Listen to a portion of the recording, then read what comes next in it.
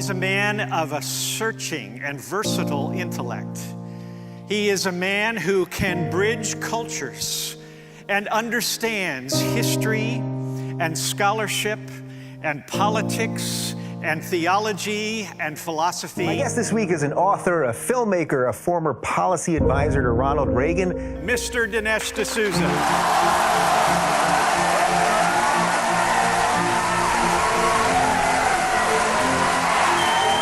This American dream is a dream not just of economic opportunity or success, but it's ultimately a dream where you can be the architect of your own destiny. I grew up in a different world, actually a world without America. And although I grew up without a phone, without television, without hot water, we had a car, but if you looked down the floor of our car, you could see the ground. He's been described as an influential conservative thinker.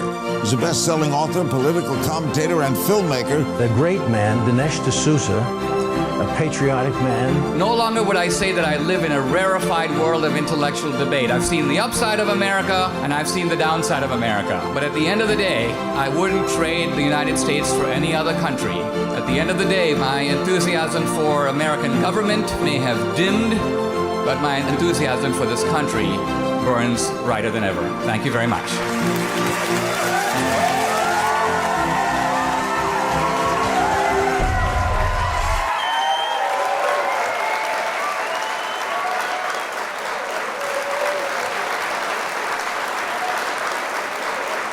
Thank you very much. I am delighted and honored to be back. I was here last December to speak on behalf of this great cause. And this is now a time for action. I learned some things about Benghazi today that I actually had never heard before. And by remarkable coincidence, well, my wife Debbie is here. I'd like her to say hello.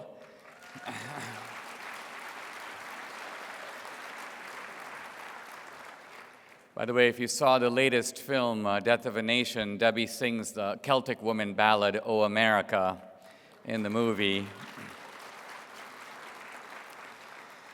Well, we're going from here to Liberty University, where I'm going to speak at the convocation on Monday. But then we're going to Washington, D.C., and I'm going to give a talk there, but I'm also going to meet President Trump.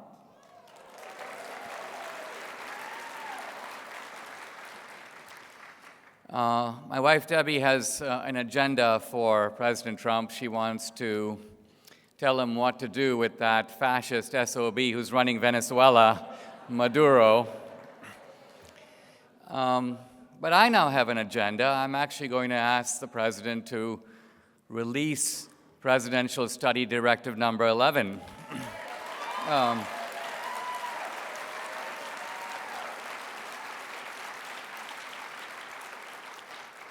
Because if it actually says what we think it does, I'd like to put it in my next movie to come out in the summer of 2020 and help the president be re-elected.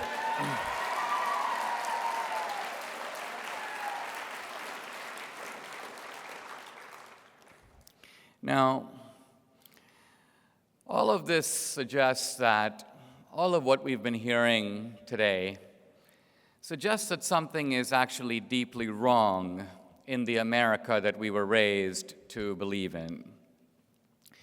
For most of my career, I was a writer, a think tank scholar, and I tended to see American politics as a kind of intellectual debate. We have two sides. They have a rival set of principles, and we're having a kind of great national argument over which principles should prevail in American society, and that's really what elections are all about. Then I had a sort of direct experience with the Obama administration, very unpleasant, I have to say. It involved me, a very idealistic immigrant who thought of America in terms of its ideals, the ideals of the founders, the pursuit of happiness, created equal. Suddenly finding myself in a courtroom where I hear a bailiff stand up and go, "The United States of America versus Dinesh D'Souza." Wow, those are chilling words for any immigrant to hear. And then as the process went forward, a process, by the way, involving three important individuals: Barack Obama, Eric Holder, and then a kind of local Indian water boy named Preet Bharara, my prosecutor from New York. This is the kind of character you would get right out of the movie Slumdog Millionaire. A thug of a very familiar Indian type, but nevertheless ensconced now in the government, and sitting across from me, peppering me with questions. "Did you exceed the campaign finance law?" And I said, "Well, yeah, I was trying to help a college friend of mine running for the US Senate. I did give too much. I did exceed the campaign finance law, so give me whatever penalty you would give anyone else who did the same thing." And that's the moment at which things get interesting, because they go, "Not so fast. We're going to get you on bank fraud." I go, "Bank fraud?" They go, "Yeah, because you took your money out of your bank account." I go, "Whoa." And they go, "We're also going to get you on mail fraud." I go, "Mail fraud?" They go, "Yeah, because you put your check in the mail." I go, "Whoa." And it suddenly then occurred to me that they were taking what I did and re-describing it 7 different ways. They were dipping into that vast accordion of federal statutes that they have. They were actually using statutes that had been put into place to fight the mafia and ISIS. In other words, you can't get Al Capone, so you figure out a way to get him on a technicality. These laws now deployed against American citizens, and my real crime in their eyes was that I was not seen by them as a critic, a dissenter, a political opponent. I was seen as a bad guy, an enemy that they should take out. If the Obama administration could have locked me up for 10 years, they would have been delighted to do it. Why? Because that was their goal. How do we disable this guy, destroy his life, ruin his relationship with his family? And it occurred to me, wow, that is also the America we live in now. And my mind flashed back to when I was 17 years old and first came to America, and I have to say that that was a more idealistic time. And I think actually the earlier speaker, Mr. Shipp, was right when he said that this was not always the Democratic Party. I remember, of course, and many of you will, the Carter administration. Now, Jimmy Carter was not a successful president, but he wasn't a successful president because he didn't know better. If we were handing out an award for presidential nincompoopery over the past 100 years, I think we know who the leading contender would be. But this is a case where we have to admit that innocence is somewhat redeeming, because Carter's mistakes were, by and large, well-intentioned. Let's watch one of them, because it's a very vivid contrast with Benghazi. Carter comes in, and his advisors tell him, "Look, you've got this really bad guy in Iran called the Shah. He has a secret police. He arrests dissenters. We got to get rid of him." So Jimmy Carter goes, "Okay, let's pull the Persian rug out from under him." And we do that, and whoops, we get Khomeini. Now, the reason this was a horrible blunder is it ignores what is actually the prime principle of foreign policy, any country's foreign policy, which is, of course, the principle of the lesser evil. The principle of the lesser evil says that in trying to get rid of the bad guy, try to make sure you don't get the worse guy. Try not to go from the frying pan into the fire, to use the old proverb. And that's what happened. But it didn't happen deliberately. It wasn't like Jimmy Carter wanted Khomeini. He was too dumb to see that in trying to get rid of the Shah, he might get... And in fact, if you think about it, that was actually the beginning of Islamic radicalism. Khomeini was the first radical Muslim to take a hold of a major country. So that was the root of it. But from our side, the error was one of gross incompetence. Now, that is a stark contrast with what has happened under the Obama administration, which is the gangsterization of the Democratic Party. Now, this gangsterization, I think, has two separate and independent sources. And the sources can be identified by looking carefully at the two main individuals, Obama and Hillary, whose motivations in all this are actually quite different. And in fact, to some degree, they're opposites. They're not the same, they're not cut from the same cloth. What you really have is the marriage, I believe, of anti-Americanism and racketeering. Anti-Americanism and racketeering. In the case of Obama, it's anti-Americanism. In the case of the Clintons, it's racketeering. This is Bonnie and Clyde. These people stay one step ahead of the posse. And they're in it for themselves and for the power and for the money. But that's not what Obama's in it for. To understand this, in fact, you have to go back a little to my earlier film on Obama, 2016 Obama's America. I got this insight when reading Obama's book, The Dreams of His Father. Dreams from My Father is the title of that book. And Obama's father was an anti-American. He was an anti-colonialist who believed that Western power and America have ruined the world. He believed that rich countries are rich because they have made poor countries poor. They have stolen their wealth. And out of this anti-colonialism comes a foreign policy that is almost too shocking to name, but was in fact the guiding foreign policy of this country for 8 years. It can be summarized in a very simple way. Take America down. Reduce American wealth and power. Strengthen our enemies and weaken our friends. Now, it seems almost unspeakable that an elected American president who swears an oath on the Constitution would actually try to do this. But the evidence is very obvious that he did. Because if you look at the bad guys in the Middle East, there were two kinds of bad guys in them, two kinds of dictators, if you want to call it that. There were those who were friendly to us, and Obama went after them. And then there are those who are hostile to us, like the mullahs in Iran, and Obama coddled them. And so the empirical evidence is that, in fact, in those 8 years, we worked diligently, we meaning the U.S. government, to undermine our allies and strengthen our enemies, all aimed with an ideological vision of taking the ship of the world, which was seen to be, you may say, tilting in the wrong direction, and to try to set the ship of the world straight, to try to rectify the crimes of history and redistribute not just wealth, but power around the world. It's not that Obama's a secret Muslim, but he saw that by strengthening the radical Muslims in the Middle East, he would weaken U.S. power in the region. And he set about determinedly to do that. And unlike Jimmy Carter, Obama is actually competent in achieving those goals. Achieving those goals represented for him a success. Now, if the Clintons are a little bit of a different matter, and I think if we look back to see when this thing turned, when did the Democratic Party actually become gangsterized? When did this web of lies and deceit that is now being almost serially unmasked, that we see also playing out in front of our eyes with Kavanaugh and so many things, even this orchestrated caravan? Thousands of people decide simultaneously. There's no famine, there's no revolution, but they all decide to suddenly march 2,000 miles. Where do they sleep? Who feeds them? They recently sued Trump. They've obviously got civil rights lawyers on their payroll. They're filing, non-citizens are filing constitutional cases under the Fourth Amendment.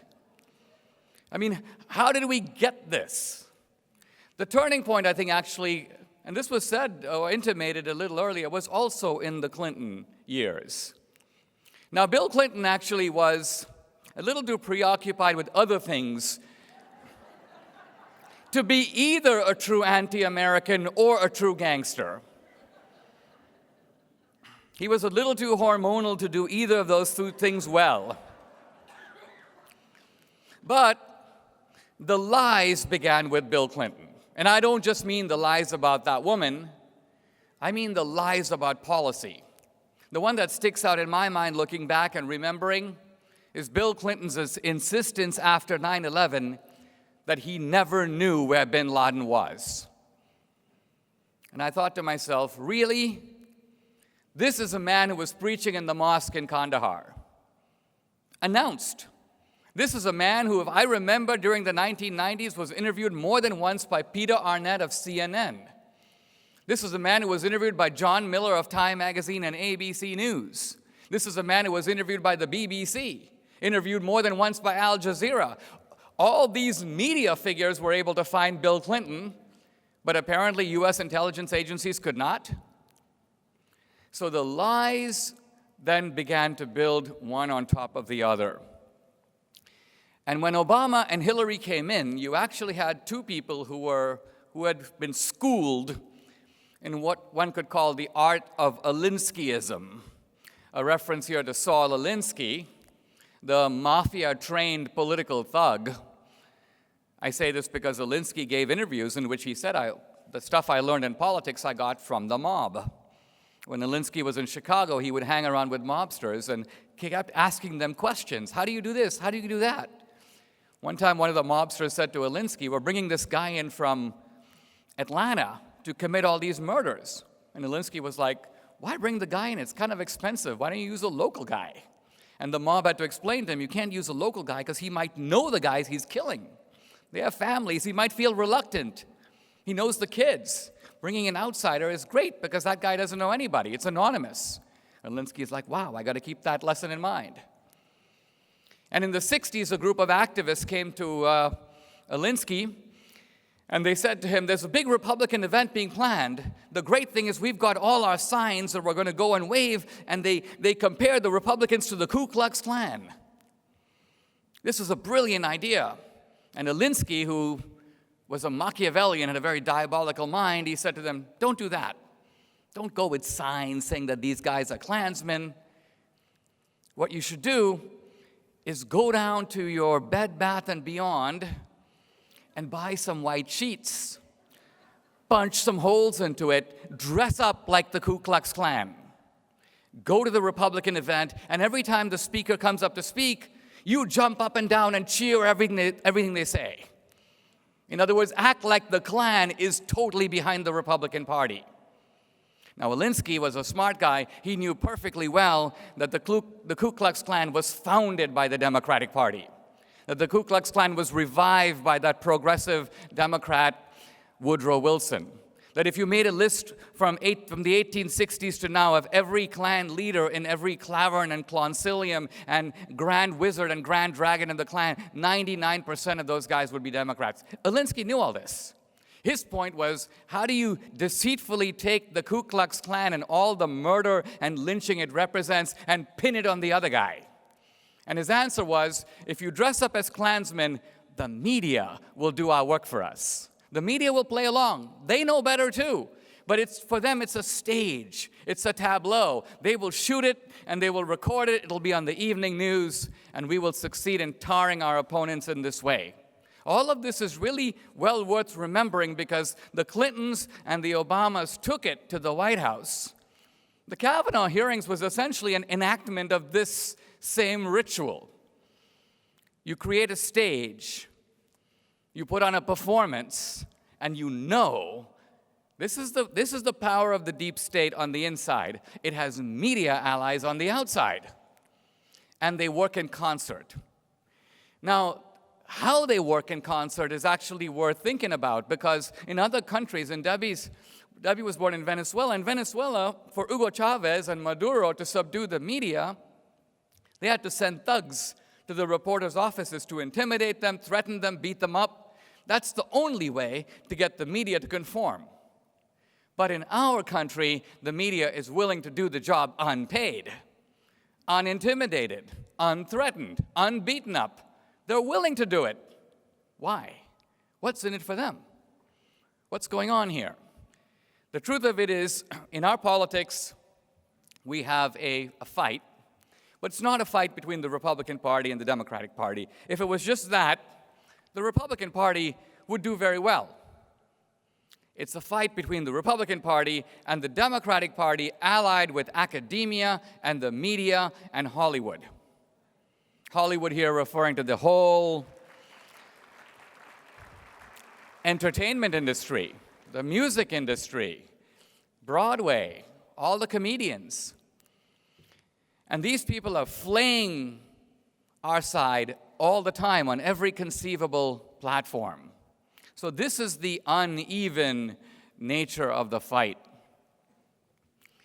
Now, so they've got not only the deep state and the Democratic Party, and to a large degree, you may call it the large megaphones of the culture.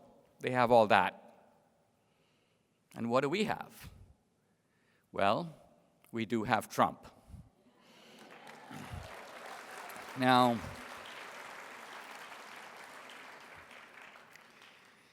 the remarkable thing about Trump, I'm a creature of the Reagan years. I became a young conservative in the 80s. And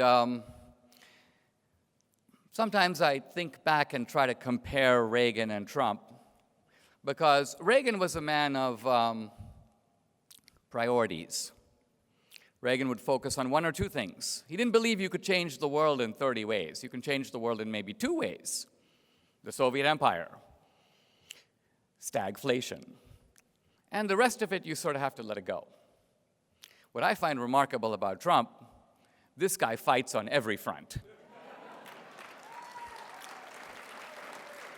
I mean, he's doing the trade pact, and he's nicking away at Obamacare, he's pushing through the tax reform, and he's fixing the court. And the great thing is that while he's doing all this, he finds time to swat Meryl Streep. Boom. Saturday Night Live, failing CNN. In other words, Trump, who came out of popular culture to a degree, recognizes the importance of fighting on the political and the cultural front both. My small experience of this was when I was sitting, and this was actually in between the last time I was here and now. I was sitting in my office, doing my stuff, and the phone rings. It's the White House operator. Is this Mr. Dinesh D'Souza? Yes, it is. Hold the line for the President of the United States. Here comes Trump. And the great thing was that he was in a very Trumpian mood. He goes, "Hey, Dinesh, I'm sitting here with General John Kelly. You know John Kelly, don't you?" I'm like, "No, I don't know John Kelly. I know who he is, but I don't know the guy." And then Trump began to speak, and it was about my case. And his first words were, "Got to tell you about your case." He goes, "Man to man, you got screwed." And then he said other things, but I realized I couldn't even really hear him because it was settling into me the implications of what he was saying. And it wasn't just that I was going to get pardoned, and it wasn't just that this would mean just the wiping out of the cleaning of my record, and it wouldn't mean that the left couldn't call me a felon, and I would get my American dream back. But at the back of it, the political implication of it was really clear to me that this action was a giant up yours to the Obama administration.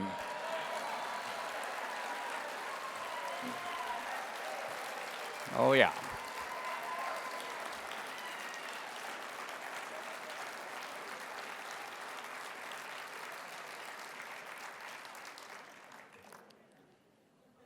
Now,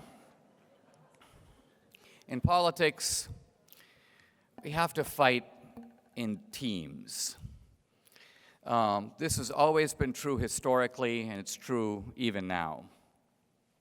Ultimately, what we're facing isn't just fake news. There is fake news. There was fake news in Benghazi. All of this is due to a video. There was fake news from Obama. If you want to keep your doctor, you can keep your doctor. But we also need to realize that behind fake news is fake history and fake scholarship, and really a whole faked narrative about our own country. And the left's accusations against Trump and against conservatives rely on these fake narratives. Trump is a fascist. Well, behind that is the fake news that fascism is a phenomenon of the right.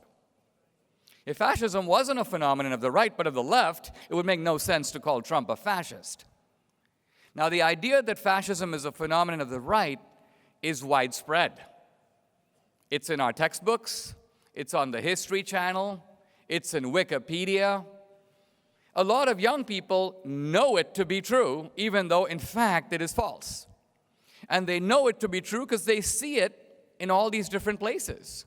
And they don't realize that all of what they see is the product of progressive historiography. And this long predates Trump, long before Trump. In fact, right when the embers were settling on World War II, right when American troops went into the concentration camps and pulled out those ghostly, emaciated figures, stumbling and starving, and suddenly, before the whole world, fascism was instantly discredited.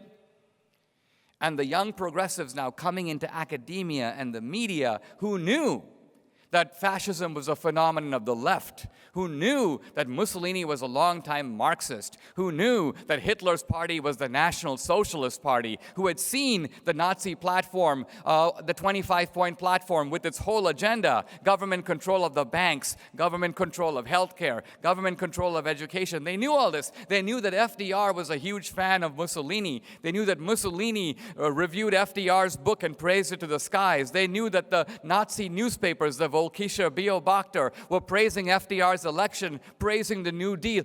All of this in-bedness that had gone on in the 30s had to be hidden, covered up, swept under the rug, left out of every textbook.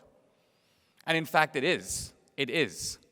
If you watch my movie, there's a scene in the movie dated 1935. A group of senior Nazis are sitting around a table. They're passing the Nuremberg laws, which make Jews into second-class citizens. And they have in their hands the democratic laws of the Jim Crow South. They're looking at them. They go, we don't need to reinvent the wheel. We want racist legislation. The Democrats have it.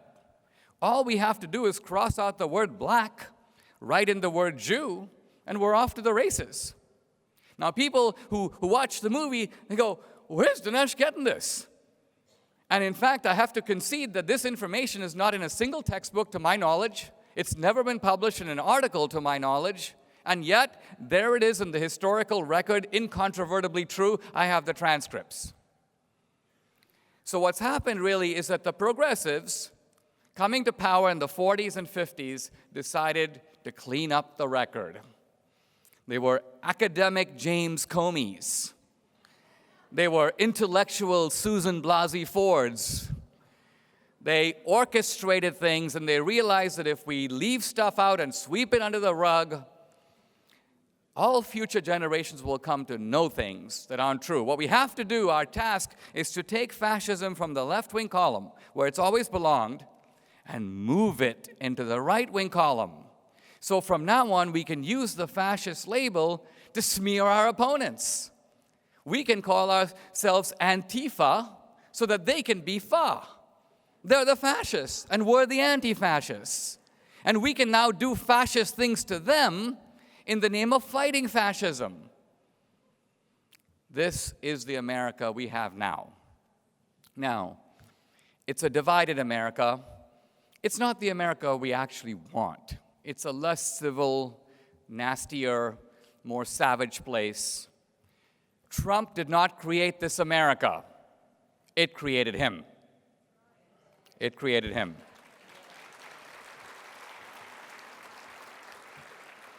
And what I mean by this is that Republicans tried for quite a long time to nominate one squeaky clean Boy Scout after another. Bob Dole, Mitt Romney, John McCain. And these are genuinely good guys. And they're clean-cut guys. I mean, if I was writing a college recommendation for Romney, it would begin with something like, not since Jesus Christ. Squeaky clean is Romney. But the moment that Romney climbed on the public stage, the left jumped in on him. They began to mau-mau him in their usual way, and within 15 minutes, they turned him into Lucifer. You greedy, rotten scoundrel. You thug. Where did you get $200 million? How many poor people did you steal from today? And here's Romney, gulping, explaining, apologizing up against the wall. a good guy on the defensive. Now you notice Trump has a lot more money than Romney. But no one makes these accusations of Trump, because if you accuse Trump of being a rich guy, he sits you down to explain he's even richer than you thought. It totally doesn't work. Nothing works. I mean, think of the media. These rootless, depraved sickos, these demented, rootless characters, nevertheless realize that the Republicans in general are not. And so they go, listen, if we can find a weapon, the hypocrisy weapon, if we can find some sort of a sex scandal, the kind of sex scandal that we do every day, but nevertheless, if we can pin it on Trump, his own side will murder him. That's because that's what Republicans do. And so they did. This was the importance of Stormy Daniels. Stormy Daniels. But with Trump, any other Republican would be, I'm quitting the race. But with Trump, of course, it is, what else you got? Now, I have to admit that there are Republicans and conservatives who say, correctly, that Trump is a flawed man, and he has important human vices. One such vice is Trump has a Himalayan ego. He has a genuinely unbelievable opinion of himself. In my movie poster for Death of a Nation, I morphed the heads of Lincoln and Trump. A controversial move, because a lot of my friends, Republicans, would say, Dinesh, come on, what were you thinking? Lincoln and Trump? How can you compare Trump to Lincoln? But then it occurred to me that actually, this was probably also Trump's view, but from the other side. Trump comes in, and I might get this week. Dinesh, what are you thinking? I mean, Lincoln, the guy with the hat, in the same image as me? In second place, but ego. And yet, in today's fraught political environment where you are being savaged on every platform at every minute, when you are being attacked not just by the media and the comedians, you're being attacked at the Emmys and the Oscars, you're being attacked by people in your own party, hey, it kind of helps to have a gargantuan ego that will insulate you so you can move forward. Ignore it. Pay no attention to the Lilliputians. I've got things to do. Another Trumpian vice, unquestionably, is that if Trump is attacked, and it doesn't matter if he's being attacked by an irrelevant, petty, picayune person, he has an emotional need to attack them back. He has to do it. And this distinguishes him from the typical Republican who is a well-meaning invertebrate. So the typical Republican, if confronted by a kind of unusual, strange, not entirely from planet Earth character like Omarosa, the typical Republican panics and goes under the desk and waits for Omarosa to leave. Because what can be said to such an individual? But not Trump. Trump has the emotional need to hit back. And again, what is ordinarily a human vice, I mean, this is not something we try to teach our children. We try to teach them the opposite, self-restraint. Choose your battles.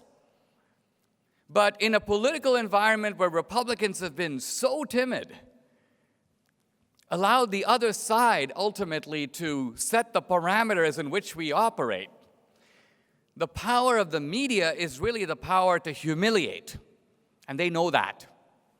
And that's how they've controlled every Republican. People will say to me, we have the House, we have the Senate. Why are our leaders such wimps?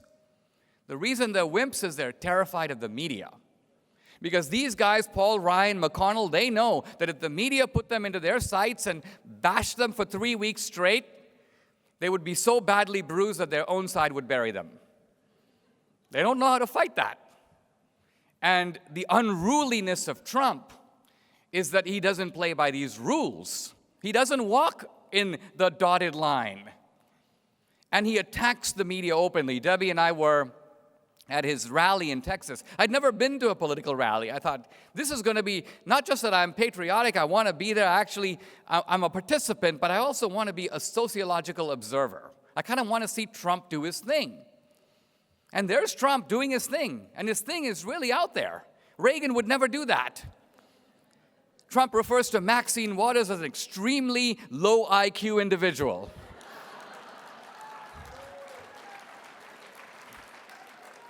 He actually implies that she might well be the stupidest person in America. Slightly outpacing Joe Biden, who I think is clearly established as the stupidest man in Delaware. And he unnerves the other side. I mean, they don't know how to respond, and they respond in ways that are self-defeating. So I hear recently that Maxine Waters, taking a leaf out of the page of Elizabeth Warren, is trying to refute Trump by taking an IQ test.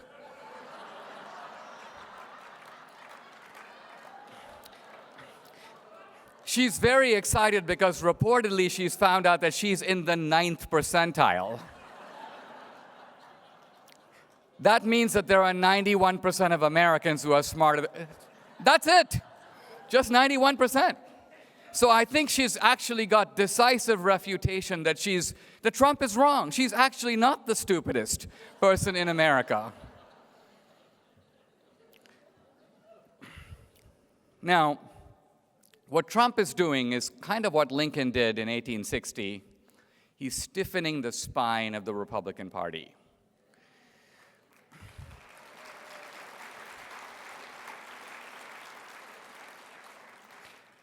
Lincoln was a very moderate man, but he realized that he was in an immoderate situation. A situation quite similar to now. An outsider, a Republican, gets elected, and all hell breaks loose. And the other side won't accept it, and they want to do whatever they can to undo the result, even if it means undoing the country in the process. And as things got tough, Lincoln got tougher. This is important to realize when we hear all these calls for civility. We do want civility, but how do you get to civility? You don't get to civility by giving in. If Antifa roams our cities and campuses, and if they're able to drive a speaker off campus or beat up people in the audience and cause the college to cancel the event, from Antifa's point of view, it's a victory. It goes down as a big win. If they had taken out Kavanaugh, and this woman had come out later and said, I made the whole thing up, and 1 year from now, Susan Blasey Ford said, I made the whole thing up, they would be treated as civil rights heroes. A brilliant tactical strike. They don't care if Kavanaugh did it or not. They want to take him out. That's their goal. A few years ago, Condoleezza Rice was offered a graduation speaking spot at Rutgers University in New Jersey. There was a little ruckus. Some overgrown students were like, there's no way she's setting foot on our campus. And graceful, ladylike Condoleezza Rice withdrew. And some Republicans went, what a wonderful display of dignity. Not me. To me, this was a disgraceful capitulation. Why? Because if you, Condoleezza Rice, back down, you can be sure no Republican or conservative will ever speak on that campus again. And it's because of you. You made that happen. Because you signed off on this strategy of thuggery that basically says, we're not going to let this happen, and you allowed it. You should have shown up anyway. So the point here, and it's a point drawn from Lincoln, is that when the situation changes, we have to change with it. Now, when the Union Army began to deploy for the first time black troops, Abraham Lincoln was informed that it had become Confederate policy that for every black Union soldier captured, that soldier would be immediately executed. Now, white soldiers were not executed, they were normal prisoners of war. But when Lincoln heard this, he issued what, to my mind, is the most severe, arguably the most barbaric, order to come out of the northern side. For every black Union soldier captured and shot, one Confederate soldier will be summarily executed. Now, why would an ordinarily moderate man do something so harsh? The answer was that Lincoln realized that there is no other way to get the other side to stop other than to do to them what they were doing to you. And, in fact, the Confederacy did stop, and Lincoln withdrew the executive order. The point I'm trying to make is not the crude point that because Antifa is beating up our speakers, we should beat up their speakers. But what I am saying is, it's a time for accountability under the law.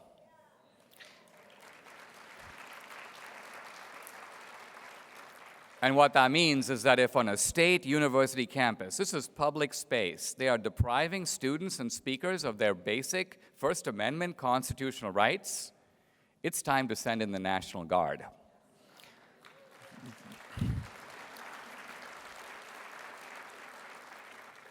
Why else do we have a National Guard, if not to protect basic liberties? And finally,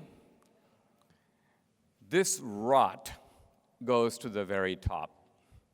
In other words, this corruption is not local corruption on the part of petty gangs. The reason Antifa is powerful is because the mayor of Berkeley, Jesse Aragon, is a member of an Antifa group. The reason Antifa roams unmolested in Portland is because the mayor pulls the cops back. And so the reason we've seen all this gangsterism in America is we've had gangsterism at the highest reaches of the American government. So the supreme task facing Trump is to recognize that his own presidency is in mortal danger and has been since the moment of his election. How did we get Comey? How did we get Mueller? Trump's greatest mistake was not firing those guys on day one. Because by not firing them, it became more politically costly to do it later. And the reason we got Mueller is because of Rod Rosenstein, who should also have been fired on day one. Harder to do it now. And so you have a president who doesn't control his own Justice Department. That may change, if not in the midterms, then on Trump's reelection. But it is the case now that we have a president, and one of the most important agencies of his own executive branch is not only not under his control, but is being effectively deployed by the other side against him, in what someone earlier called correctly an orchestrated soft coup, a desire to sort of get rid of him by trumping up, one might say, an offense. And how can we go on as a nation under law if we don't restore the rule of law? And the Clintons are the standing mockery of that idea. They're laughing at us for our inability to hold them accountable. And we finally have a government that can, and therefore must. Again, this goes against our normal sensibilities, which is, we won the election, let's close the shop, let's move on. This is never the way they think. And it's the disproportion between the way we think and they think that has gotten us into this mess. Think of the Supreme Court. Even before Gorsuch and Kavanaugh, most of the nominees to the Supreme Court were nominated by Republicans. Why then haven't we controlled the court for the past 25 years? Why is it a court so precariously dangling in the middle? Because we can never count on our own nominees. They can. When a Democrat nominates someone to the court, they ask only one question. Will this person be an obedient and devoted and reliable Democrat? That's the only question. They want to count with Euclidean certainty on their votes without having to guess, and they always get them. They always get them. We, on the other hand, it's a guessing game. How's Anthony Kennedy feeling today? Hey, we got Kennedy. Whoops, we lost Roberts. So when you have two sides in politics and they bring a different level of determination, a different level of ruthlessness, they come playing Alinsky. and we come wanting to forgive and forget, that's when you get the lopsided politics in which they take it for granted that they can beat up on us because they know that when we come into power, we won't beat up on them. They can be sure to appoint leftists who ignore the Constitution, knowing that when we appoint guys, we'll try to balance the scales. So I would argue that there are times in American politics where we have to get tough, the way that ultimately Grant did in the Civil War. When people came to Lincoln and they said, Grant is an extremely flawed character. He ran his father's store into bankruptcy. He's reputed to be a womanizer. He has a drinking problem. And Lincoln's argument was, yeah, but he can fight. In other words, these are all very interesting problems. Let's take them up after the war. And similarly now, we are in a fight in which the American dream hangs in the balance. And we're not fighting. This is not a debating society. We're not fighting over our ideas versus their ideas. We're not fighting about the fact that here's a wonderful pie that's been created by technological capitalism. Let's have a genuine argument about how the pie should be distributed. It's not that kind of argument. It's an argument in which their guys want to come into power to control our lives, and they want to control everything. Let me close with this thought. When filming this movie, Death of a Nation, we were in Germany. I was in Munich, I was in Nuremberg, and I saw all this interesting footage going back to the 30s of German families draping the swastika flag off their balcony or doing the Heil Hitler salute. And I thought to myself, that's very odd. Why are they doing that? What is the significance of that action? Heil Hitler. Well, Hitler's not there. Why Heil Hitler? Why fly the swastika flag? What are you trying to say?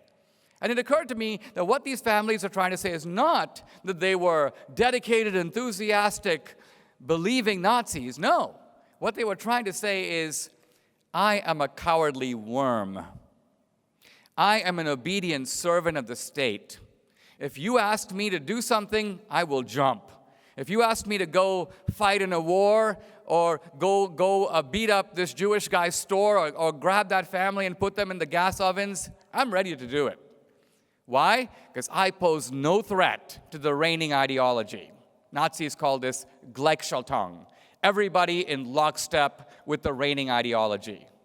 And we have that attempted in America now.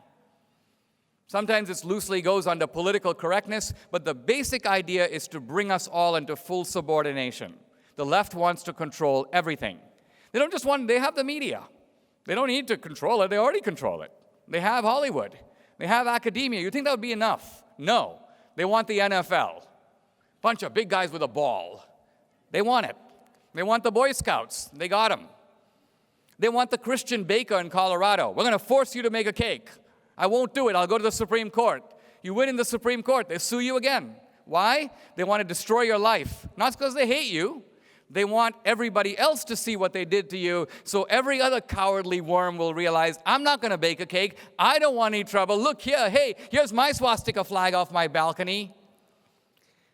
So we are at a time in America where we've got to stand up and say no to this nonsense. Enough is enough.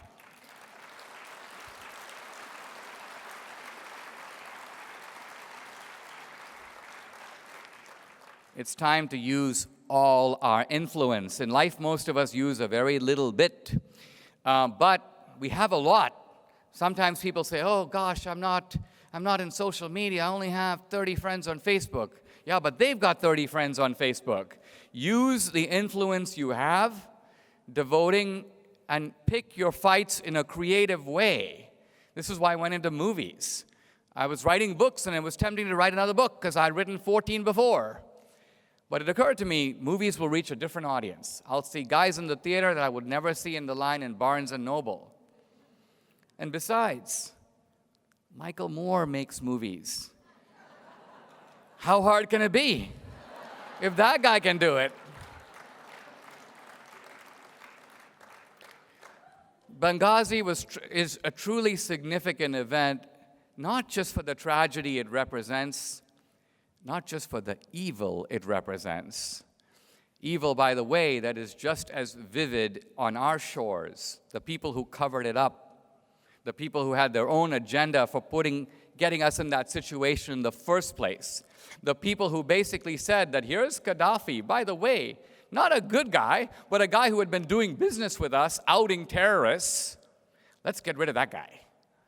Let's produce what we now have in Libya, chaos, militias, roaming mobs, a country indisputably worse than it was before. As I say, this was not the incompetence of Carter. This was actually the diabolical agenda of the Obamas and the Clintons. They set about doing it, they then set about covering it up. Their allies in the media are still doing it. This issue has not yet been settled, but with our efforts on Tuesday in the midterm, and then again 2 years later with solid Republican majorities and bold Republican majorities. Goodbye, Jeff Flake. Goodbye, Bob Corker. And we need a tougher Republican Party that will hold this gang accountable.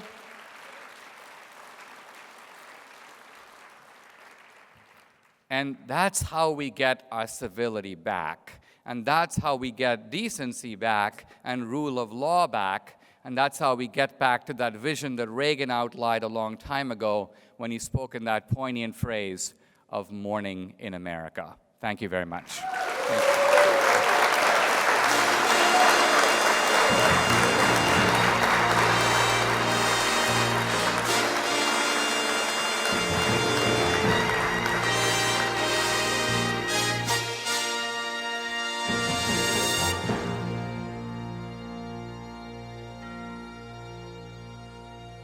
You'll stay.